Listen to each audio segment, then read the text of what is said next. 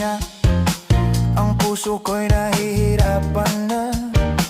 Ano pa ba ang pwede kong gawin na uubra upang maakit siya?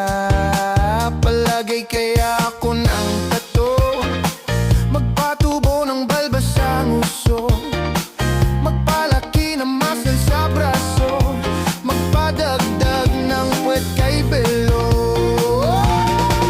Buksan mo, papasukin ako, bulaklak para sa'yo.